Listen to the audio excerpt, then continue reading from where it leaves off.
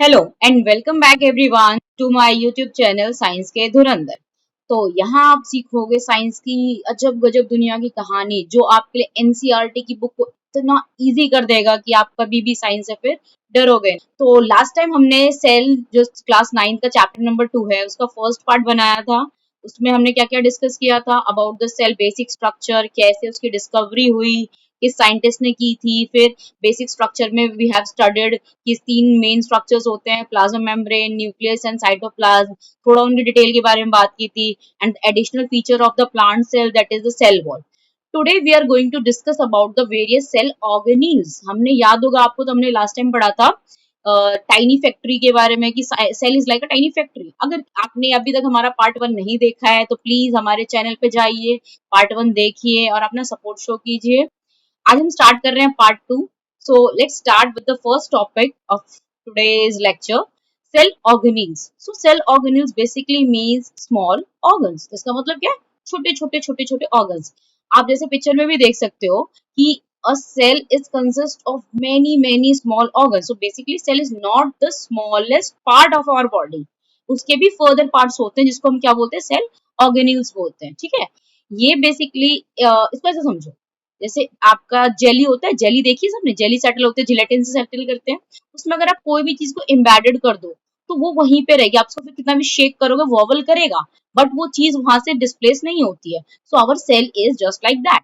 तो इसमें जो ये साइटोप्लाज्म वाला पार्ट है, यहाँ पे बेसिकली क्या है, जेली लाइक सब्सटेंस फिल है जिसको हम बोलते हैं cytosol. And this cytosol helps to embed all the cell organelles at a same place. उसकी उसी जगह पे वो रहे ताकि हम कितनी भी मूवमेंट करें तो सेल का जो स्ट्रक्चर है इधर उधर डिस्प्लेस ना हो। अदरवाइज पता है क्या होता, आप ऐसे रन करते, फास्ट मूव करते या शेक करते, बॉडी को डांस करते तो आपके सारे सेल ऑर्गेनेल जो है बॉटम में आ जाते एक जगह पे। तो ऐसा कुछ नहीं होता ना, because we have the cytosol.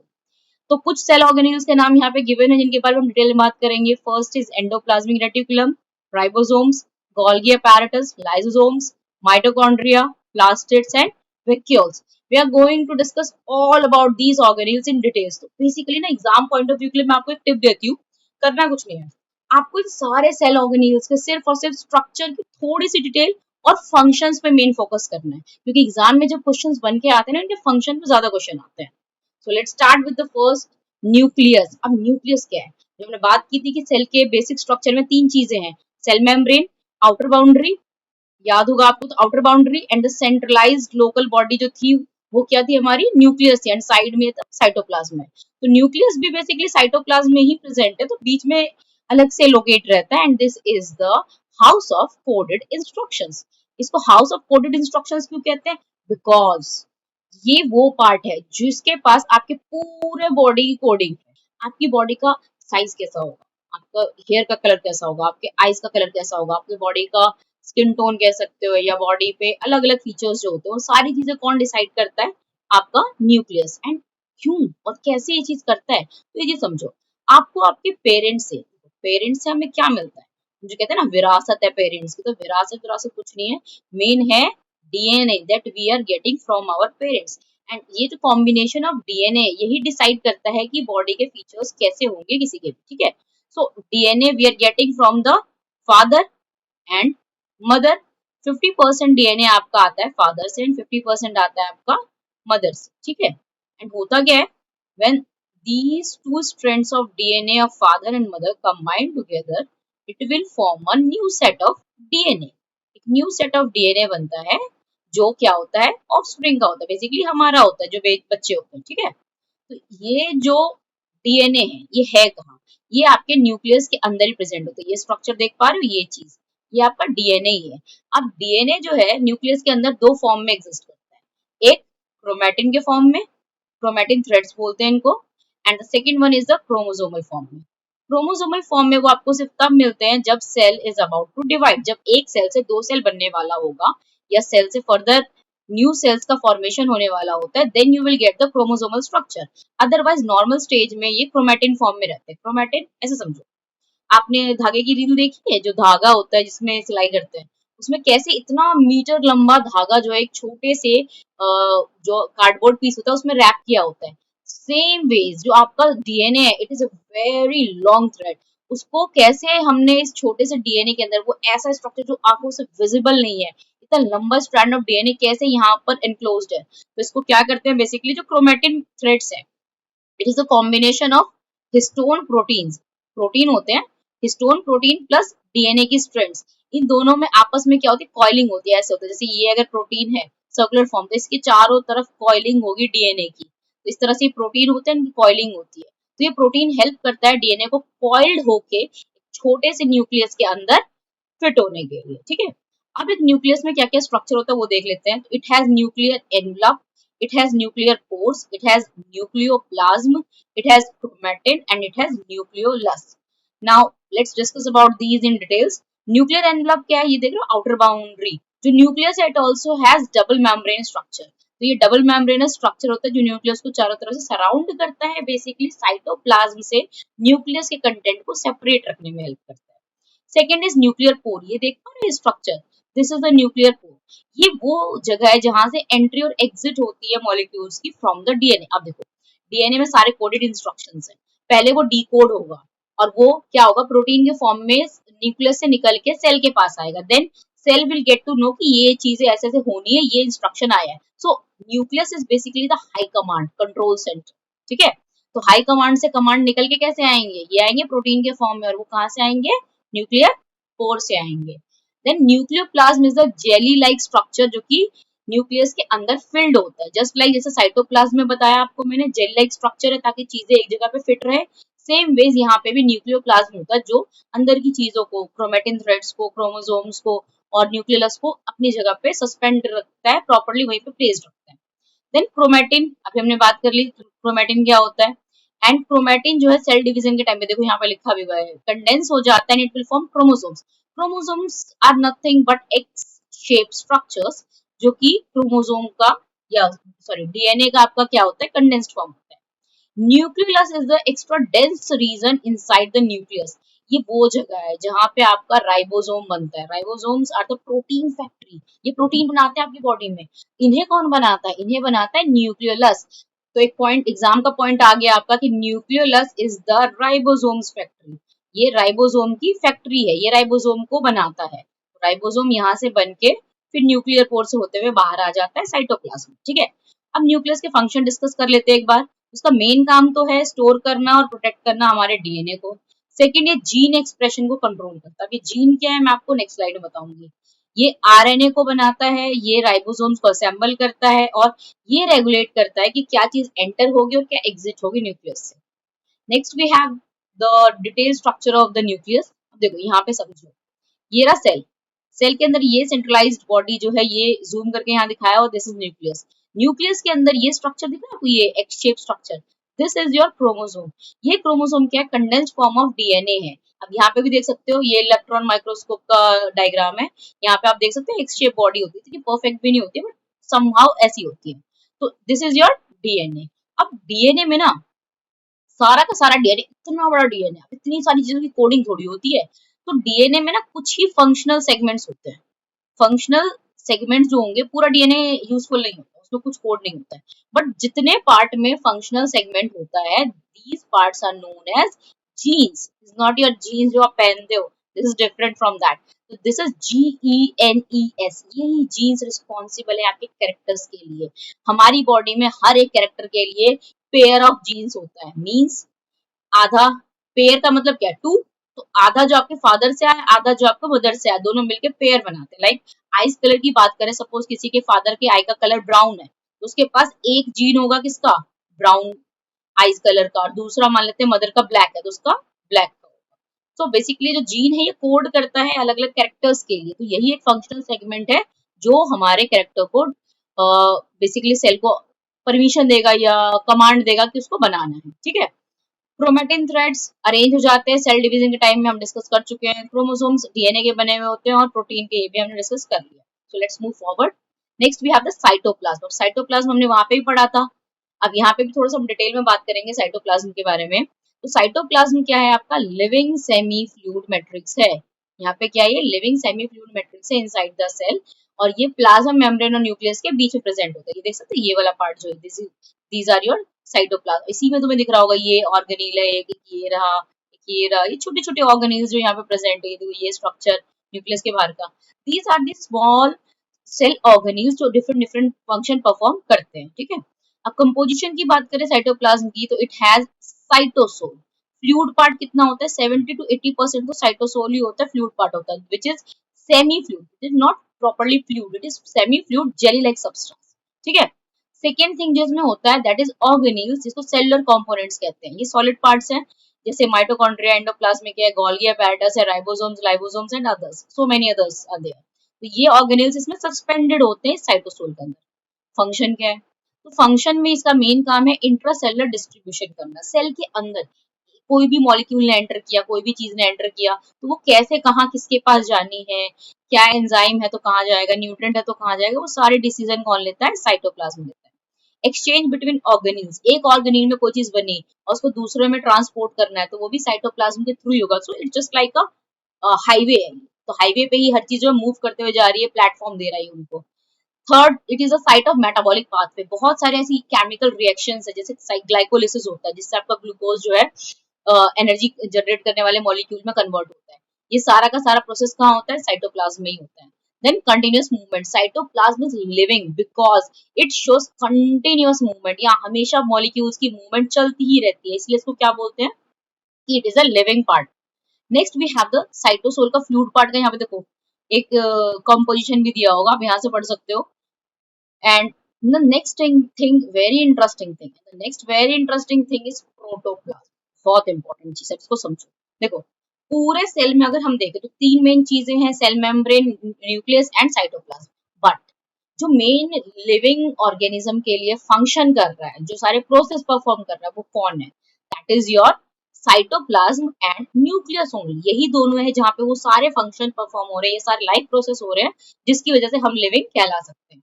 तो साइटोप्लाज्म एंड न्यूक्लियस को कंबाइन एक नाम दे दिया कुछ साइंटिस्ट ने, that is protoplasm. It is the combination of cytoplasm and nucleus, nothing else. तो बेसिकली हम ये कह सकते हैं protoplasm is the living substance of cell. Cell membrane में कोई लिविंग प्रोसेस नहीं हो रहा है, सिर्फ और सिर्फ साइटोप्लाज्म और न्यूक्लियस में हो रहा है, याद रखना ये चीज। केमिकल कंपोजिशन की बात करें तो जो प्रोटोप्लाज्म है उसमें carbon, hydrogen, oxygen, nitrogen, iron, phosphorus, sulphur, जितने भी माइक्रो मैक्रो न्यूट्रिएंट्स आप ले रहे हो आयनिक फॉर्म में, एटॉमिक फॉर्म में, वो सारे आपके सेल साइटोप्लाज्म में प्रेजेंट होते हैं, ठीक है। और अगर कॉम्प्लेक्स स्ट्रक्चर्स की बात करें, यही सारे जो आपके एलिमेंट्स है ये कंबाइन होकर बनाते हैं carbohydrate, protein, fats, minerals, water, ये सारी चीजें इन्हीं से ही केमिकल रिएक्शन हमेशा होता रहता है साइटोप्लाज्म में। अब आते हैं कि करके हम सारे सेल ऑर्गेनेल्स को डिस्कस करते हैं। So first one is your ribosomes, जिसको हम प्रोटीन फैक्ट्री बोलते हैं। अभी हमने बात की, इसे कौन बनाता है, इसे बनाते हैं न्यूक्लियोलस। और ये क्या बनाता है, ये बनाता है प्रोटीन। इसके स्ट्रक्चर को आप देख सकते हो, it has two units, one larger unit and one smaller unit. This larger unit होता है, ये अलग अलग ऑर्गेनिज्म में अलग अलग साइज होता है इसका। तो प्रोकैरियोट्स में 50s का मिलेगा, यूकैरियोट्स में 60s का मिलता है। और स्मॉलर यूनिट जो होता है वो प्रोकैरियोट्स में 30s है और यूकैरियोट्स में 40s है। तो यहाँ से एक चीज और पता लग गई क्या, कि प्रोकैरियोट और यूकैरियोट दोनों में राइबोसोम्स होते हैं, बिकॉज दोनों को ही प्रोटीन की रिक्वायरमेंट होती है, ठीक है। दो सब यूनिट्स मिलके ही ये प्रोटीन सिंथेसिस करवा पाते हैं। बेसिकली दोनों यूनिट कंबाइन होकर प्रोटीन की स्ट्रैंड्स बनाते हैं। जो प्रोटीन की पॉलीपेप्टाइड चेन बनती है ना, वो इन दोनों की वजह से ही बनती है। अब इसके फंक्शन की बात करें तो जो स्मॉल सब यूनिट है वो mRNA से बाइंड होता है। mRNA is the messenger RNA. Messenger RNA जो बेसिकली डीएनए से कोड को डिकोड करके लाएगा कि भाई ये चीजों की कोडिंग है, ये कोड है, ठीक है। लार्जर सब यूनिट कैटेलाइज करेगा पेप्टाइड बॉन्ड को, दो अमीनो एसिड, जो कि प्रोटीन की पूरी स्ट्रक्चर होता है ना, उसका स्मॉलेस्ट यूनिट होता है अमीनो एसिड। तो दो अमीनो एसिड को कंबाइन करवाने के लिए कौन से बॉन्ड की नीड होती है, पेप्टाइड बॉन्ड की। अमीनो एसिड जो है असेंबल होते हैं एक स्पेसिफिक ऑर्डर में, जहां पर वो mRNA से बनाते हैं पॉलीपेप्टाइड की चेन। अब यहाँ देख सकते हो आप, तो पहले डीएनए से mRNA डिकोड किया, उसने आके राइबोसोम को इंस्ट्रक्शन दिए, उसने उसके अकॉर्डिंग एक एक अमीनो एसिड बनाना स्टार्ट किया, और उनके बीच में ये जो आपकी लार्जर यूनिट है उसके बीच में क्या क्या पेप्टाइड बॉन्ड फॉर्म किया। एंड धीरे धीरे ये समझो जैसे मोतियों की माला देखी है, तो वैसे ही कुछ अमीनो एसिड की पूरी चेन बन जाती है, जिसको हम बोलते हैं पॉलीपेप्टाइड चेन। और यही चेन बाद में रीस्ट्रक्चर्ड होकर प्रोटीन फॉर्मेशन करता है, ठीक है। तो this is all about the ribosomes. अच्छा, राइबोसोम एक चीज और, राइबोसोम जो है या तो फ्री फॉर्म में मिलेगा साइटोप्लाज्म के अंदर, या फिर ये रफ एंडोप्लाज्मिक रेटिकुलम के सरफेस पे अटैच होता है, जो आप नेक्स्ट स्लाइड में देखोगे। देखो ये रहा एंडोप्लाज्मिक रेटिकुलम। सो एंडोप्लाज्मिक रेटिकुलम को बोलते हैं मैन्युफैक्चरिंग फैक्टर। यहाँ पे मैन्युफैक्चरिंग फैक्टर का मतलब है कुछ ना कुछ यहाँ पे मैन्युफैक्चर हो रहा होगा। तो अब यहाँ पहले ना हम स्ट्रक्चर देखते हैं। तो ये बेसिकली ना न्यूक्लियस के आउटर साइड पे आप देख सकते हो, देखो न्यूक्लियस के फिनिश होते हैं यहाँ पर ये आउटर बाउंड्री में ये फोल्डिंग्स दिख रही है। These are the endoplasmic reticulum. These are of two types, एक होता है रफ और एक होता है स्मूथ। देख सकते हो डिफरेंस, रफ वाले में आपको डॉटेड ये डॉट डॉट नजर आ रहे हैं। These are nothing but the ribosomes. अभी हमने पढ़ा ना, राइबोसोम्स या तो फ्रीली सस्पेंडेड होते हैं साइटोप्लाज्म में, या तो ये एंडोप्लाज्मिक रेटिकुलम से अटैच होते हैं। अब इनका अटैच होने का रीजन क्या है? कोई चीज किसी अगर पार्ट से अटैच है तो कुछ वैलिड रीजन होगा। पहले यहाँ पे हम इसको डिटेल स्ट्रक्चर देख लेते हैं। देखो सेपरेट कर रखा है, तो यहाँ पे राइबोसोम्स अटैच है। अब ये जो फोल्डिंग्स इनको हम क्या बोलते हैं? Cistern. Cistern flattened sac like structures and in between they have the spaces. इस स्पेस को क्या बोलते हैं? ल्यूमेन। जो इंटरनल स्पेस आपको दिख रहा है ना, these are the lumen. And smooth में अगर आप देखोगे तो ये ट्यूब्यूलर स्ट्रक्चर है, these are not sac like structure. ठीक है, ट्यूब्यूल्स लाइक स्ट्रक्चर है और सारे एक दूसरे से इंटरकनेक्टेड है। ना कोई इंटरकनेक्शन, ये सारे इंटरकनेक्टेड है। इनके बीच में जो स्पेस होता है that is known as lumen. अब इनके साथ में कुछ एसोसिएटेड एंजाइम्स होते हैं। क्यों? क्योंकि स्मूथ एंडोप्लाज्मिक रेटिकुलम इन्वॉल्व होता है कुछ ऐसी एक्टिविटीज में जहां उसको एंजाइम्स की नीड होती है। अब इसमें पहले हम बात करते हैं रफ की।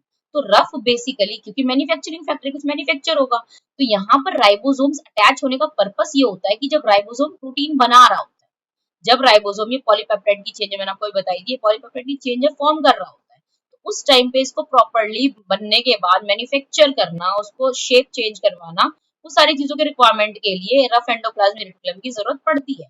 तो ये हेल्प करवाता है राइबोसोम्स की इन सिंथेसाइजिंग प्रोटीन्स। तो राइबोसोम जो है आरईआर के सरफेस पे क्यों है?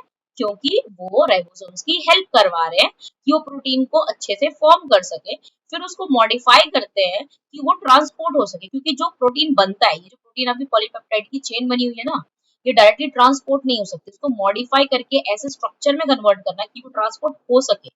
वो काम कौन करवाता है? आरईआर करवाता है। इसको शॉर्टकट में क्या बोलते हैं? आरईआर। याद रखना ये चीज। एंड एस स्मूथ वाले को बोलते हैं SER. So ER are of two types, RER and SER. कभी कभार एग्जाम में डायरेक्ट लिख देते हैं आरईआर और एसईआर में डिफरेंस बताओ, तो कंफ्यूज नहीं होना है, याद रखना है। ठीक है, अब यहाँ पे स्मूथ वाले का फंक्शन क्या है? देखो सिंपल लैंग्वेज में अगर हम बोले तो इसका एक काम जो है, एक तो है लिपिड बनाना। जो आपका आरईआर है वो प्रोटीन बना रहा है, तो ये बनाते हैं लिपिड, फैट। ठीक है, स्टेरॉइड बनाते हैं। दूसरा इसका बहुत इंपॉर्टेंट काम है डिटॉक्सिफिकेशन। लिवर सेल में ये जो स्मूथ एंडोप्लाज्मिक रेटिकुलम प्रेजेंट होते हैं, they are doing a specific function of detoxification. आपको पता होगा लिवर डिटॉक्सिफिकेशन करता है हमारी बॉडी में, तो लिवर में भी स्पेसिफिकली एसईआर जो होते हैं वो इस वर्क में इन्वॉल्व होते हैं। ठीक है, उसके अलावा डिटॉक्सिफिकेशन एंड कैल्शियम स्टोरेज भी इसका काम है। डिटॉक्सिफिकेशन अभी हमने बात की। अगर आप कोई बहुत ज्यादा मेडिसिन वगैरह ले रहे हो, तो उसमें क्या होगा, अगर कैल्शियम आयंस प्रेजेंट है तो उसको स्टोर करना सेल के अंदर, ये काम भी SER. Next we have the Golgi apparatus। इसको बोलते हैं पैकेजिंग एंड शिपिंग सेंटर। मतलब ये क्या करता है, जो मॉलिक्यूल्स फॉर्म हुए उनको पैक करके उनको शिप करना, मतलब उनकी जगह पहुंचा। डिलीवरी तो सबको पता है ना, आज की डेट में हर चीज ऑनलाइन अवेलेबल है। हम क्या करते हैं, जब भी कोई ऑर्डर प्लेस करते हैं, मैसेज आता है your order has been shipped. Ship का क्या मतलब है कि वो चीज वहां से पैक होकर निकल चुकी है। तो शिपिंग का काम इसका है। अब इसमें इसके स्ट्रक्चर को अगर हम पहले बात करें, इट ऑल्सो हैज ये फोल्डिंग्स दिख रहा है, ये फोल्डिंग्स इसको हम बोलते हैं सिस्टर्न। एंड बीच के स्पेस को ल्यूमेन। सेम ही चीज है जो आपके एंडोप्लाज्मिक था वही इसमें है।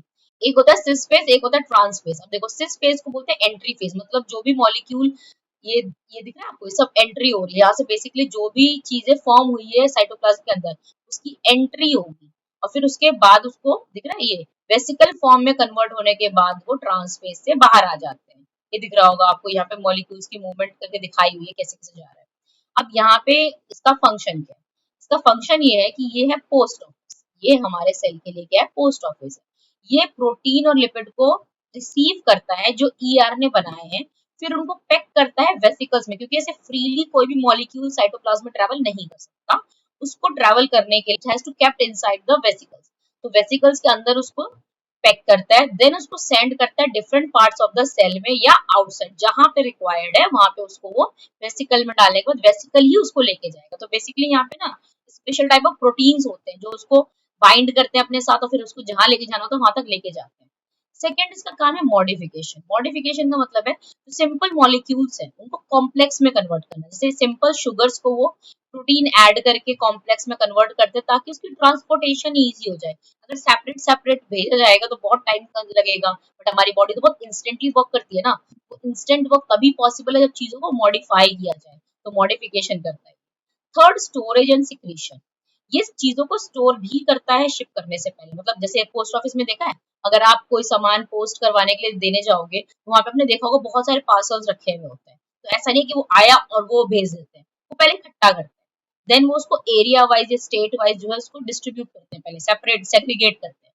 सेग्रीगेट करने के बाद उसको डिस्पैच किया जाता है। तो ये क्या करते हैं, ये भी सेम चीज कर रहे हैं, पहले शिपिंग से पहले चीजों को, मटेरियल को स्टोर करते हैं। कुछ वेस्ट प्रोडक्ट का सिक्रीशन, एंजाइम्स का सिक्रीशन भी ये करते हैं। ये चीज बहुत इंपॉर्टेंट है, इसकी ये समझो। ये लाइजोसोमल वेसिकल्स दिख रहे हैं आपको, ये वेसिकल के अंदर कंटेन वेरी डेंजरस एंजाइम्स होते हैं। इतने डेंजरस होते हैं कि पूरे सेल को क्या कर सकते हैं, ईट अप कर सकते हैं। ये कौन सिक्रीट करता है, गोल्गी अपैरेटस। और यही जो वेसिकल्स फॉर्म में बनते हैं और साइटोप्लाज्म में रिलीज हो जाते हैं, इनको बोलते हैं लाइजोसोम्स। जो अगला आप पढ़ोगे सेल ऑर्गेनील है, बहुत इंपॉर्टेंट है उसका, ठीक है। तो कौन बनाता है, गोल्गी अपैरेटस। तो अगर एग्जाम में क्वेश्चन आ जाए, अगेन 1 मार्क क्वेश्चन के लिए आपका पॉइंट बन रहा है, where does the lysosome synthesize. तो लाइजोम कौन बनाता है या कहाँ बनता है, फॉर्म्स इनसाइड गोल्गी अपैरेटस। तो ये चीज हमें याद रखनी है, गोल्गी अपैरेटस क्या बनाता है, लाइजोसोम्स को बनाता है। ये सारे एक दूसरे को बना रहे हैं। अब इसके ना फाउंडर की बात कर लेते हैं। ये कैमिलो गोल्गी नाम के साइंटिस्ट थे। ये इटालियन फिजिशियन और बायोलॉजिस्ट थे। इन्होंने सबसे पहले देखा सेल के अंदर कुछ इंटरनल रेटिकुलर अपैरेटस में फोल्डिंग्स देखी, और ये इन्होंने देखा था 1898 में। एंड इन्हीं को रिस्पेक्ट देने के लिए बाद में इस ऑर्गेनील का नाम इनके नाम पे रख दिया गया, दैट इज गोल्गी अपैरेटस। इसके लिए इनको नोबेल प्राइज भी मिला था फिजियोलॉजी और मेडिसिन में 1906 में। ये सारे 1 मार्क क्वेश्चन के लिए बहुत इंपॉर्टेंट है, इनको मार्क करके रख लेना। नेक्स्ट, लाइसोम्स। अब हमने बात की किसने बनाया इसको, किसने बनाया, गोल्गी अपैरेटस ने, ठीक है। अब इसके स्ट्रक्चर की बात करें तो वेसिकल के अंदर बेसिकली बहुत सारे एंजाइम्स होते हैं। हाइड्रोलेज एंजाइम है जिसको डाइजेस्टिव एंजाइम कहते हैं, ठीक है। एंड एसिडिक ल्यूमेन है इसके अंदर। अभी हाइड्रोलेज एंजाइम या डाइजेस्टिव एंजाइम जो होते हैं इतने डेंजरस होते हैं कि अगर ये सेल में रिलीज हो जाए, ये पूरे सेल को खा जाएगी, सारे सेल ऑर्गेनिल्स को खा जाएंगे। प्लस अगर इन्होंने किसी को एंगल्फ कर लिया तो जो इनके एंजाइम्स है वो उसको पूरे कॉम्प्लेक्स स्ट्रक्चर को बिल्कुल छोटे छोटे स्मॉल स्ट्रक्चर में कन्वर्ट कर देंगे। इसलिए इसका फंक्शन क्या है, इंट्रासेलुलर डाइजेशन। तो सेल के अंदर डाइजेशन करवाता है, ब्रेक करता है कॉम्प्लेक्स मॉलिक्यूल या ओल्ड सेल पार्ट्स को या वेस्ट, ठीक है, कन्वर्ट कर देता है। इसलिए रिसाइकल विन की तरह काम करता है। एंड ऑटोफाजी, ऑटोफाजी का मीन्स क्या है, ये रिसाइकल करता है सेल के ओन डैमेज ऑर्गेनिल्स को या मैक्रोमोलिक्यूल्स को। मतलब अब ये चीज समझो, मान लो एक सेल है, इसके अंदर कुछ प्रॉब्लम हो गई या फिर इसकी प्रॉपर्टी डीएनए में कुछ वेरिएशन आ गया, म्यूटेशन हो गया, जिसकी वजह से ये कुछ ऐसा फंक्शन परफॉर्म करने लग गई जो हमारी बॉडी के लिए हार्मफुल है। तो ये क्या होगा, इसके अंदर जो लाइसोम्स प्रेजेंट है दे विल बर्स्ट अप। ये खुद को क्या करेंगे, बर्स्ट कर देंगे। ये बर्स्ट होते हैं, इनके सारे जो एंजाइम है पूरे सेल में स्प्रेड हो जाएंगे। एंजाइम है ना, पूरे सेल में स्प्रेड हो जाएगा एंड वो धीरे धीरे सारे ऑर्गेनिल्स को ईट अप करना स्टार्ट कर देंगे, सेल को खाना स्टार्ट कर देंगे। That is autophagy. मतलब कुछ भी डैमेज है तो वो उसको ईट अप कर जाएंगे। अब ये सेल तो पूरा खत्म, अब इसके साथ जो एक और सेल होगा उसका लाइसोम क्या करेगा, वो इस सेल के बचे हुए रेजिड्यूज को खत्म कर देगा खा के। तो इस तरह से ये हमारी बॉडी को बचाते हैं। इनको किस किस नाम से जाना जाता है पता है, they are known as the suicidal bag. Suicidal bag कहते हैं बिकॉज ये खुद को बर्स्ट कर लेते हैं अपने पूरे सेल को सेव करने के लिए और आसपास के सेल को सेव करने के लिए। They are also known as the scavengers of the cell. Scavengers क्यों, क्योंकि जो खराब चीजें हैं सेल के अंदर प्रेजेंट, सेल के अंदर कोई ऑर्गेनिल खराब हो गया, डैमेज हो गए थे, उसको खा के सेल को क्लीन करने का काम करते हैं, ठीक है। और इनको कीपर भी कहते हैं, क्लीनर भी कहते हैं, बहुत सारे ऐसे नेम है, बट ये दो आपको स्पेशली याद रखने फॉर 1 मार्क क्वेश्चन। पहले तो एनसीईआरटी में clearly mention the suicidal bag, now it has the clean up system, okay. Next, mitochondria, the power house, very very important. Power house, power house का क्या मतलब है, वो ऑर्गेनिल जो क्या कर रहा है, पावर दे रहा है पूरे सेल को काम करने के लिए। अगर आपको भी खाना ना मिले तो आपके अंदर भी एनर्जी नहीं रहेगी, बिना एनर्जी आप काम कर नहीं सकते हो। तो बेसिकली जो mitochondria is the power house जो एनर्जी दे रहा है, जो आपको कोई फंक्शन परफॉर्म करने में हेल्प कर रहा है। तो ये सारे सेल ऑर्गेनिल्स के लिए बहुत इंपॉर्टेंट है। इसके स्ट्रक्चर की बात करो, it also has double membrane, outer membrane and inner membrane. Inner membrane में क्या होती है, फोल्डिंग्स होती है, ठीक है ना, कंप्लीट फोल्डिंग्स नहीं, it is different from the Golgi apparatus. ये फोल्डिंग्स नजर आ रही होंगी आपको। This is known as crista, that is cistern, it is crista. And बीच में जो खाली स्पेस है दैट इज मैट्रिक्स। यहाँ पे होता है ईटीसी। ईटीसी मतलब इलेक्ट्रॉन ट्रांसपोर्ट चेन रिएक्शन। यही रिएक्शन रिस्पॉन्सिबल है एटीपी फॉर्मेशन के लिए। एटीपी क्या है? It is the energy currency of the cell. It is the energy currency of the cell. मतलब अब हमारे घर में जो एनर्जी है वो इलेक्ट्रिसिटी के फॉर्म में आती है, बट यहाँ पे सेल में एनर्जी इलेक्ट्रिसिटी के फॉर्म में थोड़ी चाहिए। इनको काम करने के लिए जो एनर्जी का फॉर्म चाहिए दैट इज एटीपी। मतलब किसी ऑर्गेनील में अगर मुझे काम करवाने के लिए मुझे उसको एनर्जी देनी है तो मुझे उसको एटीपी का मॉलिक्यूल देना पड़ेगा। एटीपी का यूज करके वो उस वर्क को परफॉर्म करेगा। तो ये क्या है? एनर्जी करेंसी है। मतलब कुछ काम करवाना है तो आपको, जैसे आप नोट देते हो, रुपीज देते हो इंडिया में, ठीक है, वैसे ही हमारे सेल को क्या चाहिए? एटीपी चाहिए। स्ट्रक्चर की बात कर ली हमने। अब यहाँ पे क्या होता है फंक्शंस में, अगर हम बात करें तो उसका मेन काम तो यही होगा कि एटीपी सिंथेसाइज करता है। एटीपी मॉलिक्यूल ईटीसी यहाँ पे बनता है, एटीपी सिंथेसाइज करता है। और हाँ, ये मैट्रिक्स में भी स्पेसिफिकली जहाँ क्रिस्टा की फोल्डिंग्स होती है ना, वहां पे ये परफॉर्म होता है। माइटोकॉन्ड्रिया के पास खुद का डीएनए और खुद के राइबोसोम्स हैं। बहुत जरूरी पॉइंट, बहुत important, very very important, double triple जितने स्टार लगाने लगा लो। Mitochondria has its own DNA plus has its own ribosome. मतलब खुद का डीएनए खुद का राइबोसोम है। बहुत इंटरेस्टिंग चीज है, बहुत इंटरेस्टिंग चीज मैं आपको आज बता रही हूँ। आपको किसी बुक में नहीं मिलेगी ये चीज, आप ये चीज समझो। देखो, माइटोकॉन्ड्रिया के पास खुद का डीएनए है। तो जब एक लाइफ स्टार्ट होती है, सिंगल सेल से लाइफ स्टार्ट होती है।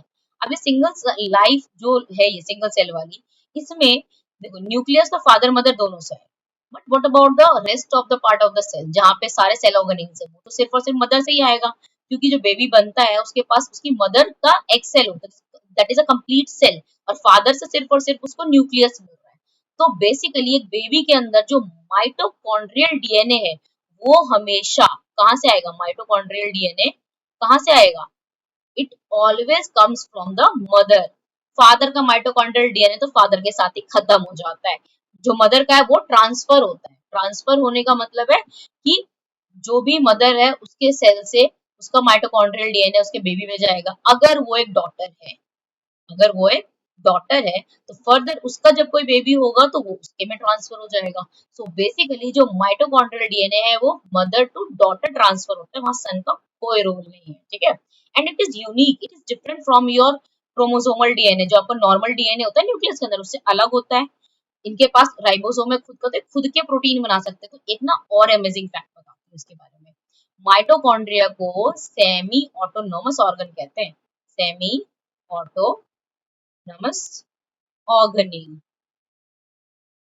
सेमी ऑटोनोमस ऑर्गेनिल का मतलब है जिसके पास खुद का प्रोटीन बनाने की पूरा सिस्टम है। तो खुद का डीएनए खुद का प्रोटीन है, तो उसको ना एक टाइप से बाकी न्यूक्लियस की और पार्ट की नीड ही नहीं होती। तो अपने आप में एक ऑर्गन है, या ये भी बोला जाता है बहुत सारी थ्योरी में कि अपने आप में ऑर्गेनिज्म था पहले, बट किसी प्रोकैरियोटिक ने ऑर्गेनिज्म ने क्या किया? माइटोकॉन्ड्रिया को एनगल्फ कर लिया, और रेदर देन वो डाइजेस्ट हो जाए वो उसी की बॉडी में परमानेंटली उसने अडेप्ट कर लिया। वो उसके लिए काम करने लग गया। तूने मुझे एनगल्फ किया, चल मैं तुझे एनर्जी बना के दूंगा, ठीक है। तो इस तरह से क्या हुआ था, ये थ्योरी जो है ना, ये आपकी इवोल्यूशन की थ्योरी में आता है, ठीक है। तो जब आप बड़ी क्लास में पढ़ोगे then you will get to know about this. तो इसको कोई प्रूफ नहीं है, but it is a kind of assumption. Next, plastid. इसको याद रखना, it is only plant in plant cells. Why? Because it is involved in food synthesis during the photosynthesis. अब इसमें होता क्या है? प्लास्टिड में होता है chloroplast. Chloroplast is the chloroplast is the क्या होता है क्लोरोप्लास्ट में बताओ? इसमें होता है chlorophyll. It has chlorophyll, that is the green pigment. बचपन से पढ़ते आए हो क्लोरोफिल क्लोरोफिल क्लोरोफिल फोटोसिंथेसिस में। तो जो ग्रीन पिगमेंट इसमें प्रेजेंट होता है यही रिस्पॉन्सिबल होता है यूवी लाइट को स्टोर करने के लिए। यूवी लाइट को स्टोर कर सकता है और यूजफुल फॉर्म ऑफ एनर्जी में कन्वर्ट कर सकता है, इसीलिए ये इंपॉर्टेंट है, ठीक है। अब अगर प्लास्टिड के स्ट्रक्चर की बात करें, again it has double membrane structure. देखो, आउटर मेम्ब्रेन है, इनर मेम्ब्रेन है, और अंदर अगर देखो आप ध्यान से इसके स्ट्रक्चर को कट करके देखो तो अंदर की तरफ आपको ये दिखेगा, granum. Granum is the stack of thylakoids. Thylakoid क्या है ना समझ में, कोई बात नहीं, इसको याद रखो। सिक्के हैं, बहुत सारे सिक्के लाइन वाइज लगा दो, टावर खड़ा हो जाएगा। तो वही जो स्टैक है वो, आप एक यूनिट एक सिक्के को थैलाकॉइड मान लो और पूरे स्टैक को क्या मान लो? ग्रेनम मान लो। इन्हीं के अंदर ये सारी चीजें, सारे सारे प्रोसेस हो रहे होते हैं। इसमें क्या होता है, मैट्रिक्स होता है, एंजाइम्स होते हैं, डीएनए होता है और राइबोसोम। देखो फिर से आ गया एक और ऑर्गेनेल जिसके पास डीएनए और राइबोसोम है, तो it is also known as semi autonomous. तो दो ऑर्गेनेल के नाम बता दिए ना मैंने आपको, सेमी ऑटोनोमस वाले। तो आप मुझे कमेंट करके बताओगे कौन से दो ऑर्गन्स है, जिन ऑर्गेनेल्स है बेसिकली, जिनको हम सेमी ऑटोनोमस ऑर्गेनेल्स बोलते हैं। ठीक है, तो ये स्ट्रक्चर है ओवरऑल। अब फंक्शन की बात करोगे तो ये सिर्फ और सिर्फ प्लांट सेल में मिलता है। It helps in the performance of photosynthesis. ये क्या करता है, ग्लूकोज और स्टार्च सिंथेसाइज करता है using light energy. Chloroplast primary site है जहां पे कुकिंग होती है, तो इसको किचन ऑफ द सेल भी कहते हैं। It contains chlorophyll which absorbs sunlight. Okay, but plastid chloroplast के अलावा और भी टाइप्स होते हैं, वो अब हम डिस्कस करेंगे। देखो, प्लास्टिड बेसिकली ना सिर्फ और सिर्फ plant cell present, and it is of three types. एक chloroplast, chromoplast, leucoplast. As a name suggest, chloro, chloro word आ रहा है क्लोरोफिल से, तो ग्रीन पिगमेंट है इसके पास। ठीक है, क्रोमो, क्रोमो मीन्स होता है कलर, डिफरेंट कलर। तो chromoplast means which imparts different colours to the plant. अब प्लांट देखा होगा आपने कितनी खूबसूरत है, सिर्फ ग्रीन ग्रीन नहीं होता है, अगर इसके फ्लावर को देखो तो कितने ब्राइट और कलरफुल वेरिएशन मिलती है। फ्रूट्स देख लो कितने कलरफुल फ्रूट्स मिलते हैं। तो ये फ्लावर और फ्रूट्स को कलर देता कौन है, क्रोमोप्लास्ट देता है। ठीक है, then we have the leucoplast. ये थोड़ा सा दिख रहा है आपको, blunt, colourless. This is colourless, but इसका बहुत इंपॉर्टेंट रोल है। अब यहाँ पे फंक्शन देखो इनके। क्रोमोप्लास्ट एक कलर पिगमेंट है। क्लोरोफिल के अलावा भी प्लांट में पिगमेंट होते हैं, जैसे carotenoids, it is one of the pigment name. अब इतना डिटेल में नहीं जाना है हमें, बट कैरेटिनॉइड्स याद रखना। कैरेट ऑरेंज कलर का होता है, तो वही ऐसे याद रखो, कैरेटिनॉइड। इसमें क्या होता है, येलो, रेड और ऑरेंज कलर इम्पार्ट करने के लिए रिस्पॉन्सिबल होता है। ये फ्लावर और फ्रूट को कलर देता है। अब जरूरी क्यों है कलर, ग्रीन कलर था तो फोटोसिंथेसिस के लिए, इसका क्यों कलर, ये हमने कलरफुल क्यों किया, तो सोचो कितनी कलरलेस जिंदगी हो जाएगी अगर हमारे सारे फ्रूट्स, वेजिटेबल्स, फ्लावर्स सब में से कलर चला जाए, तो कितना बेकार हो जाएगा सिस्टम, है ना, कितना बेकार लगेगा देखने में। ये हमारी लाइफ में कलर भरते हैं। जैसे ये मुस्कुरा रहे हैं, फ्लावर्स ना ब्लूम कितने खुश लगते हैं, वैसे ये हमें सिखाते हैं कि हमें भी हमेशा लाइफ में क्या रहना चाहिए, खुश रहना चाहिए। उसके अलावा ये क्या करते हैं, ये पॉलिनेटर्स को अट्रैक्ट करते हैं। पॉलिनेटर्स को क्यों अट्रैक्ट कर रहे हैं, for the seed dispersal as well as the pollination. अगर पॉलिनेटर्स नहीं आएंगे, लाइक द हनी बीज, वास्प, ये सब नहीं आएंगे इन एनिमल्स के, फ्लावर्स के पास, फ्रूट्स के पास, पॉलिनेशन नहीं होगा, सीड डिस्पर्सल नहीं होगा, तो इनकी जनरेशन खत्म हो जाएगी। ये डिपेंडेंट ही होते हैं पॉलिनेटर्स पे। ठीक है, देन ल्यूकोप्लास्ट का क्या काम है, ल्यूकोप्लास्ट हेल्प करता है फूड स्टोरेज में। स्टार्च, ऑयल्स, प्रोटीन, इनका स्टोरेज कौन करेगा, देखो सारे काम तो कर लिए, खाना बना लिया, किचन ऑफ द सेल हो गया, क्रोमोप्लास्ट कलर के लिए रिस्पॉन्सिबल होगा, बट ल्यूकोप्लास्ट क्या है, ये स्टोरेज है, ये स्टोर करता है चीजों को। तो मेन इसका काम जो है ये रिजर्व करना, स्टोर करना है। तो प्लांट में जितना भी आप वो पार्ट देखते हो ना जो आप कंज्यूम कर रहे हो, जहाँ पे फूड रिजर्व है प्लांट का, दैट इज द ल्यूकोप्लास्ट। याद, नेक्स्ट वी हैव द विक्यूल्स। विक्यूल्स ऐसा ऑर्गेनील है जो दोनों में प्रेजेंट है, प्लांट में भी, एनिमल में भी। अब स्ट्रक्चर अगर बात करोगे, इसका मेन काम देखो, स्टोरेज होता है और सपोर्ट होता है। प्लांट में आप साइज देखो और एनिमल में आप साइज देखो, दिख रहा है कितना डिफरेंस है साइज में। प्लांट में इनका साइज बड़ा क्यों होता है, क्यों, क्योंकि प्लांट बेसिकली जो फूड प्रिपेयर करते हैं उनको उसको स्टोर करना होता है फॉर अदर ऑर्गेनिज्म। वो सिर्फ अपने लिए फूड नहीं प्रिपेयर कर रहे, वो सारे ऑर्गेनिज्म के लिए फूड प्रिपेयर कर रहे हैं, तो उनमें स्टोरेज का मेन रोल होता है। एनिमल्स में क्या है, आज खाया, सुबह खा लिया, शाम को खा लिया, 3 टाइम खा लिया, 4 टाइम खा लिया, तो we are not storing food because we are taking it continuously, और हमें किसी और के लिए कुछ नहीं करना है। तो हम यहाँ पे वैक्यूल का हमारा साइज रिड्यूस होने का रीजन यही होता है कि हमें स्टोरेज की इतनी नीड नहीं होती है। ठीक है, प्लांट में क्या क्या स्टोर करता है, ये स्टोर करता है वाटर, न्यूट्रिएंट्स। उसके अलावा इसके बहुत इंपॉर्टेंट काम है, जब आपने वो टाइप्स ऑफ सॉल्यूशन पढ़े थे जिसमें सेल की स्टेजेस पढ़ी थी, एंडोसाइटोसिस, एक्सोसाइटोसिस पढ़ाया था मैंने आपको, उसमें आपने पढ़ा था कि जो प्लांट सेल्स हैं वो अगर आप हाइपोटोनिक सॉल्यूशन में डाल भी दोगे तो भी उसका सेल का शेप जो रिटेन रहता है, क्यों, because of the presence of cell wall. तो अगर अंदर की तरफ देखा था आपने, वो सेल जो था प्लाज्मोलाइज्ड हुआ था, अंदर की तरफ ये जो पानी हमेशा फिल रहता है, इसमें न्यूट्रिएंट हमेशा फिल रहता है वैक्यूल्स में, क्या करता है, सेल को फुला के रखता है, जैसे बलून है, टाइट बलून है, फुला के रखता है, टर्जिड रखता है, तो उसको फर्मनेस प्रोवाइड करता है प्लांट को। यही अगर वैक्यूल कभी आप 2-3 दिन पानी मत डालो तो वैक्यूल्स धीरे ड्राई हो जाएंगे। अब ये ड्राई होंगे तो क्या हुआ, पूरा प्लांट ऐसे विल्ट हो जाता है, झुक जाता है, मुरझा जाता है। तो जो मुरझाना है वो क्यों हुआ, क्योंकि ये जो वैक्यूल है वो ड्राई हो गया, तो अंदर का पूरा पार्ट जो था वो क्या हो गया, प्लाज्मोलाइज्ड हो गया, प्लाज्मोलाइज्ड हो गया, एंड जिसकी वजह से हमारा जो फर्मनेस थी वो खत्म हो गई। एनिमल की बात करें तो एनिमल में स्टोर करता है वेस्ट, उसके अलावा ये ऑस्मो रेगुलेशन मेंटेन करता है, मतलब वाटर का बैलेंस हमारे सेल में मेंटेन करके रखता है। वाटर स्टोर है, वाटर की कमी होगी तो इसमें से वाटर रिलीज होने लग जाएंगे, फिर ये दोबारा से रिफिल कर लेगा, तो इस तरह से वाटर का लेवल मेंटेन रहता है। ठीक है। वैक्यूल जो है हमेशा वाटरी फ्लूइड से, लिक्विड से फिल्ड रहता है, जिसको सेल सैक कहा जाता है। दोनों ही टाइप के सेल में यही चीज है इसके लिए। Okay, now we have the cell division. तो सेल डिवीजन में हम बेसिकली क्या पढ़ने वाले हैं कि सेल डिवाइड कैसे होता है, मतलब एक सेल से नया सेल बनता कैसे है। तो एक सेल डिवाइड होता है फर्दर टू, टू से फिर फोर, ऐसे ही सेल डिवीजन चलती है हमारी। अब ये भी टू टाइप से हो सकते हैं, एक mitosis and the second is meiosis. अब इन दोनों में डिफरेंस क्या है वो समझना बहुत जरूरी है। ठीक है। इसे आप ऐसे समझो कि एक नॉर्मल सेल है आपकी बॉडी का, नॉर्मल सेल में क्या होगा, एक सेल से दो सेल्स बनेंगे, but the chromosome number that is 46 in human will remain same for both the daughter cells. मतलब यहाँ पे क्रोमोसोम्स का डिवीजन नहीं होता है, chromosome will remain same for both the parent as well as daughter cells. ठीक है। तो ये हमारा माइटोसिस। और मियोसिस में क्या होता है, 46 अगर क्रोमोसोम्स है तो इट विल बिकम हाफ। तो जो दो डॉटर सेल्स बनेंगी they will get 23 and 23 pair of chromosomes. अब इनके लिए कुछ टर्मिनोलॉजीज होती है वो समझो आप। जहां पर आपका 46 पेयर ऑफ क्रोमोसोम्स ही है इसको बोलते हैं डिप्लॉइड सेल। इसको बोलते हैं डिप्लॉइड, डिप्लॉइड कंडीशन।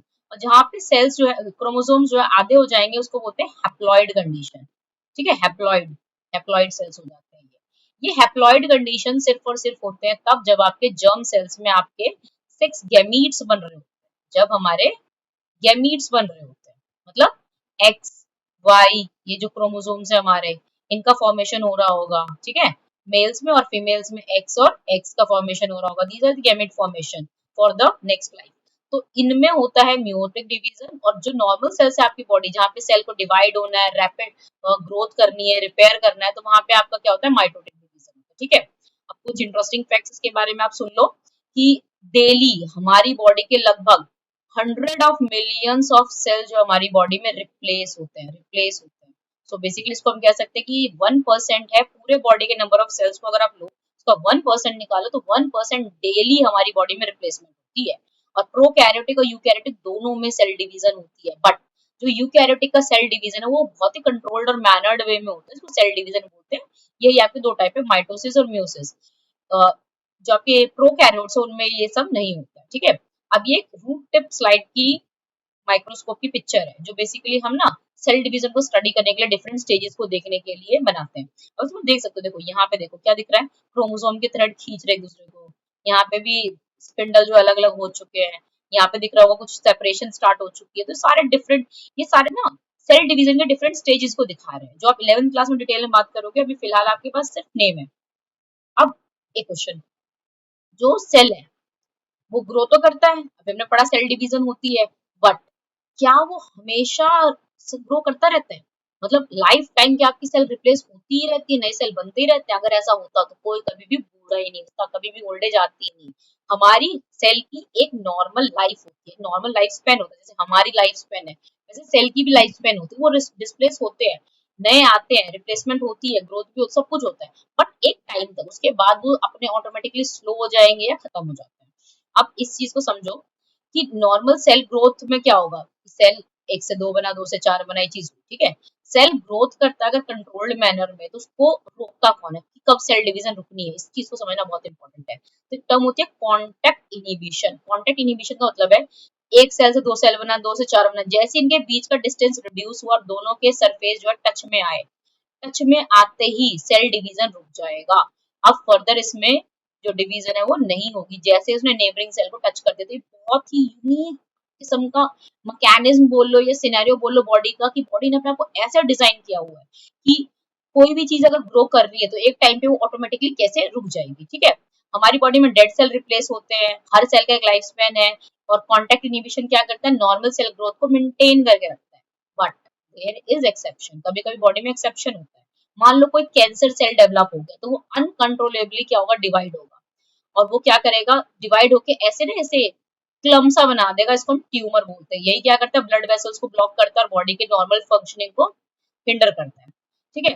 प्लांट में ऐसा कुछ भी कॉन्टेक्ट इनिबिशन जैसा नहीं होता, क्यों? क्योंकि उनके पास सेल वॉल है। सेल वॉल क्या करेगा, प्लाज्मा मेम्ब्रेन से प्लाज्मा मेम्ब्रेन के बीच में जो कांटेक्ट का एक स्टिमुलेशन जनरेट होता है उसको होने नहीं देता, इसलिए उनके में सेल डिवीजन होती है ऐसी होती नहीं है। प्लस प्लांट सेल में मैक्सिमम सेल डेड होते हैं, उनको इस चीज की रिक्वायरमेंट होती भी नहीं है, ठीक है। अब चीजें गलत होती है तो क्या होता है, अगर माइटोसिस में एरर आ गया तो वो अनकंट्रोल्ड सेल डिवीजन हो जाएगी, जिसकी वजह से ट्यूमर होगा और क्रोमोसोमल एबनॉर्मेलिटी नजर आएगी। अगर मियोसिस में एरर हो गया, मियोसिस हमने पढ़ा जीन्स गैमेट्स फॉर्मेशन, तो यहाँ पर जेनेटिक डिसऑर्डर होते हैं जो अर्ली प्रेगनेंसी में अगर पता लग जाए तो ठीक है, अदरवाइज इनफर्टिलिटी हो सकती है, जो बेबीज हैं वो डैमेज हो सकते हैं, बहुत सारी चीजें हैं, ठीक है। अब एक और सिनेरियो जो हमारी बॉडी के अंदर होता है पीसीडी, ये है programmed cell death. Programmed cell death मतलब अब जो मैंने बात की ना कि सेल जो है अपने आप कैसे मर जा रहे हैं, तो जीन्स में हर चीज का फॉर्मूला है, हर चीज का कोड दिया हुआ है, तो जेनेटिकली रेगुलेटेड है। सेलेक्टिवली सेल डिस्ट्रक्शन होता है कि हाँ इस सेल का टाइम खत्म हो गया, इसको डिस्ट्रक्ट करना खत्म करना है। ये जरूरी क्यों है, ये जरूरी इसलिए है कि जब न्यू लाइफ स्टार्ट होती है तो सेल उस टाइम सारा क्लस्टर होता है, उस क्लस्टर से बॉडी के ऑर्गन्स बनने, पूरा शेप डिजाइन बनना है जो ह्यूमन का होता है। तो अगर एक सेलेक्टिव सेल डिस्ट्रक्शन नहीं होगा तो वहां पर एबनॉर्मल सेल्स कहीं भी डेवलप हो जाएंगे, एबनॉर्मल ऑर्गन्स डेवलप हो सकते हैं, बॉडी के अंदर एबनॉर्मलिटी आ सकती है, बहुत गड़बड़ हो जाएगी, पूरी लाइफ डिस्टर्ब हो जाएगी। तो ये क्या कर रहा है, सेलुलर क्वालिटी को कंट्रोल कर रहा है, इम्यूनिटी को डेवलप कर रहा है, ठीक है। Now the type of cells, हम इनको थोड़ा डिटेल में देख लेते हैं। अब मैंने आपको ऑलरेडी बताया था माइटोसिस सोमेटिक सेल्स में होते हैं, मियोसिस जो होते हैं जर्म सेल्स में होते हैं, रिप्रोडक्टिव ऑर्गन्स में प्रेजेंट होते हैं, ठीक है। इसमें दो डॉटर सेल्स बनेंगी, they are identical to the parent cell, दिख रहा है आपको। क्रोमोसोम नंबर सब में क्या है, सेम है, क्रोमोसोम नंबर इज मेंटेन्ड। ये ग्रोथ में, रिपेयर में और रिप्लेसमेंट ऑफ सेल में हेल्प करता है। वही मियोसिस की बात करें तो यहाँ पे आप देख रहे होगे, देखो जो डॉटर सेल्स 4 बनी है इन सब में क्रोमोसोम्स का कलर देखो, कलर समझाने के लिए कि कैसे वेरिएशन आती है। क्रोमोसोम्स का नंबर अलग है, क्रोमोसोम्स का नंबर अलग है, तो डॉटर सेल्स जो है वो जेनेटिकली डिफरेंट होता है अपने पेरेंट सेल से, क्रोमोसोम का नंबर हाफ हो जाता है। मतलब ये क्या है बताओ, ये haploid cells, these are haploid cells. और यहाँ पे जो बने ये क्या है, डिप्लॉइड सेल्स, ठीक है। अब ये क्यों जरूरी है हैप्लॉइडी, हैप्लॉइडी इसलिए जरूरी है, देखो फादर से मिलना है आधा आपको डीएनए, अब फादर का जो जर्म सेल है उसमें एन सेट ऑफ क्रोमोसोम्स है, मतलब haploid N set of chromosomes कहते हैं, और डिप्लॉइड को बोलते हैं 2n, ठीक है। तो एन से याद रखना, फादर से एन आया, मदर से एन आया, ये दोनों जब कंबाइन होंगे then it will form 2n। तभी तो हमारे 46 क्रोमोसोम नंबर जो है मेंटेन्ड है। अगर मान लो फादर से पूरा ही 2n आता और मदर से भी 2n आता, 4n हो जाता तो बहुत गड़बड़ हो जाती, क्रोमोसोम का नंबर चेंज होते ही ऑर्गेनिज्म चेंज आ जाता। तो ये जो मियोसिस है बहुत जरूरी है वेरिएशन लाने के लिए, दोनों ही टाइप के सेल डिवीजन इंपॉर्टेंट है। माइटोसिस ग्रोथ, रिपेयर, डैमेज ऐसी चीजों के रिप्लेसमेंट के लिए जरूरी है, मियोसिस न्यू लाइफ के लिए, वेरिएशन के लिए और क्रोमोसोमल स्टेबिलिटी के लिए जरूरी है। सेल थ्योरी, अब लास्ट में आपका क्या है, ये सारी जो सेल की कहानी है इनकी थ्योरी किसने दी। थ्योरी का मतलब है सेल तो ढूंढ लिया रॉबर्ट ढूंढ, बट उसके फीचर्स क्या है, वो कैसे वर्क कर रहा है हमारे नेचर में, इस चीज को समझाया किसने था, मैथियस शेल्डेन एंड थियोडोर श्वान ने। सबसे पहले ये दोनों साइंटिस्ट थे, one was botanist and one was zoologist. तो एक ने प्लांट पे स्टडी किया, एक ने एनिमल पे स्टडी किया, बट दोनों एक ही कंक्लूजन पे आए that all the living organisms are made up of one or more sales, एक या ज्यादा सेल से सारे लिविंग ऑर्गेनिज्म बने हुए हैं। इन्होंने एक और स्टेटमेंट कंबाइन करके दी, that is the cell is the basic unit of structure and function in living beings. मतलब किसी भी लिविंग ऑर्गेनिज्म के अंदर सेल ही वो बेसिक यूनिट है जो उसको स्ट्रक्चर प्रोवाइड कर रहा है और सारी फंक्शनैलिटी परफॉर्म कर रहा है। एंड एट लास्ट ना एक एडिशन हुआ था बाद में सेल थ्योरी में, जो रडल्फ वर्चो ने दी थी। इन्होंने बोला था all cells arise from pre existing cell, मतलब कोई भी सेल अपने आप नेचर में ओरिजिनेट नहीं हो सकता, क्योंकि जो 3.5 बिलियन ईयर्स पहले सिनेरियो था जिसमें हॉट वाटर स्ट्रेस में लाइफ ओरिजिनेट हुई थी, ऑर्गेनिक मॉलिक्यूल्स बने थे, वो सिनेरियो ही अलग था, वो इन्वायरमेंटल कंडीशन अलग थी। Now we don't have that condition on the earth, और ना ही वो दोबारा से आ सकती है, ना जनरेट की जा सकती है। इसीलिए अब जो भी नया सेल बनेगा it will only form from the pre existing cell, मतलब एक सेल का होना जरूरी है तभी दूसरे सेल्स आएंगे। अब कुछ इंपॉर्टेंट फैक्ट्स जो बॉक्सेस में दिए हुए एनसीईआरटी में, हमने उसको भी नहीं छोड़ा। तो हमने कहा था ना हमारे चैनल पे आपको सारी चीजें मिलेंगी, एनसीईआरटी का वर्ड टू वर्ड मिलेगा, कुछ भी मिस नहीं होगा, आपको हर इंफॉर्मेशन सब चीजें यहाँ पे मिल जाएंगी। तो इंपॉर्टेंट फैक्ट्स में कुछ चीजें जैसे वायरस, वायरस और प्रायॉन्स के बारे में, दीज आर इन्फेक्शियस एजेंट्स। क्यों? क्योंकि वायरस से बहुत सारी डिजीज होती है, आपने सुना है वायरस से कैंसर का कारण भी कहीं ना कहीं वायरस होते हैं, एड्स का कारण है वायरस, और बहुत सारी वायरल डिजीज होती है, इन्फ्लुएंजा, ये सब वायरस से होता है। तो ये क्या है बेसिकली, अगर ये बॉडी मतलब किसी होस्ट की बॉडी के अंदर है, then it will act like a living organism. वो हमारी बॉडी को यूज करके अपने पार्ट्स डेवलप करेगा, अपने जैसे और वायरस बनाएगा और बॉडी को डैमेज करेगा। But when it is in the environment, ये कुछ भी नहीं है। अगर ये इन्वायरमेंट में है तो ये एक डेड डेड क्या, ये मतलब समझ लो कोई मैटर है, कोई छोटा मतलब कुछ ऐसी चीज है माइक्रोस्कोपिक जो दिख नहीं रही है बट नेचर में है। Acellular, they don't have any cells, इसलिए इनको ए सेलुलर बोलते हैं। बट जैसे ये होस्ट की बॉडी में एंटर करता है, इट विल बिकम एक्टिवेट और पूरा हमारा मशीनरी यूज करके अपने आप को डेवलप करता है। ठीक है। साइटोप्लाज्म जो है स्टार्च स्टोर करता है। साइटोप्लाज्म किसी किसी प्लांट में सिलिका कैल्शियम ऑक्सलेट क्रिस्टल्स को स्टोर करता है और सिलिका क्रिस्टल्स को भी स्टोर करता है। प्लांट में देखा होगा आपने, किसी प्लांट से कुछ ऐसे लिक्विड लिक्विड निकल रहा है, किसी क्रिस्टल जैसा कुछ निकल रहा होता है। तो ये सब चीजें जो अलग अलग निकल रही है, वो इस कारण है कि उस प्लांट के अंदर जो उनका साइटोप्लाज्म है, बेसिकली वैक्यूल्स, जो वैक्यूल्स है साइटोप्लाज्म के अंदर, वो क्या स्टोर कर रहे हैं। ठीक है। थर्ड इंपॉर्टेंट थिंग, आरबीसी जो हमारी बॉडी का है in human, they don't have nucleus, को ई न्यूक्लिएट बोलते हैं। इसीलिए हमारी बॉडी में न्यूक्लियस जो आरबीसी है वो 120 डेज के बाद मर जाते हैं और हमें न्यू आरबीसी बनाने होते हैं। और कहाँ बनता है, वो बनता है बोन मैरो में। आरबीसी खुद से सेल डिवीजन नहीं कर सकते, इनके अंदर सेल डिवीजन नहीं होती क्योंकि न्यूक्लियस ही नहीं है। सेल डिवीजन के लिए न्यूक्लियस बहुत इंपॉर्टेंट है। अभी हमने डायग्राम में देखा था ना, सेल डिवीजन के लिए न्यूक्लियस में ही पहले क्रोमोसोम्स सेपरेट होते हैं, या न्यूक्लियस ही नहीं है, या सेल डिवीजन होती ही नहीं है। तो मैच्योर्ड आरबीसी जो होते हैं वो ई न्यूक्लिएट होते हैं। ठीक है, matured. When it is in the initial phase तब न्यूक्लियस होता है क्योंकि उस टाइम पे हम नया नया बना रहे हैं, बट जब वो मैच्योर हो जाता है वो ई न्यूक्लिएट हो जाता है। तो ये अपने आप को रिपेयर नहीं कर सकते, डिवाइड नहीं कर सकते, जिसकी वजह से इनकी लाइफ स्पैन बहुत शॉर्ट होती है और 120 डेज में हमारी बॉडी के आरबीसीज रिप्लेस हो जाते हैं। ठीक है। एनर्जी करेंसी मैंने आपको ऑलरेडी बता दिया था। फिर आते हैं माइटोकॉन्ड्रिया और plastid, both have their own DNA ribosomes. ऐसा माना जाता है कि they have some evolutionary link with some unicellular prokaryotes, मतलब इनके पास खुद का डीएनए, खुद के राइबोसोम्स है और किसी ऑर्गेनिज्म के पास तो नहीं है। तो ये ऐसा लगता है कि ये कभी कोई ऑर्गेनिज्म रहे होंगे, यूनिसेलुलर ऑर्गेनिजम्स रहे होंगे और बाद में ये यूकैरियोट के साथ कंबाइन होकर ऑर्गेनील की तरह एक्ट करने लगे। That's why we are calling it कि ये कहीं ना कहीं एक इवोल्यूशनरी लिंक रखते हैं प्रोकैरियोट्स के साथ, कि कभी ये ऐसा ऑर्गेनिज्म रहा हो। तो ये था सब इस चैप्टर के बारे में। तो हमारे साथ जुड़े रहिए, हम बनाएंगे साइंस को बहुत ही इंटरेस्टिंग और आपको हमेशा कुछ नया सिखाते रहेंगे। अगर आपको वीडियो पसंद आई हो तो लाइक कीजिए, सब्सक्राइब कीजिए, शेयर कीजिए अपने दोस्तों के साथ। कोई भी डाउट हो, आज हमारे दोनों पार्ट खत्म हो गए सेल के, तो कोई भी डाउट हो तो आप हमें कमेंट में लिख सकते हैं। आपका सपोर्ट चाहिए हमें। सो बने रहिए हमारे साथ साइंस के धुरंधर